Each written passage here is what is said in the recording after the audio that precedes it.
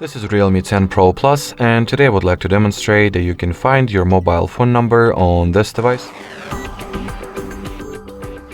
So, well, let's assume that you have some SIM card installed, or even two, and those SIM cards definitely have the phone number saved into their memory. So, if those terms are met, in order to see what phone number do you have, you need to launch settings.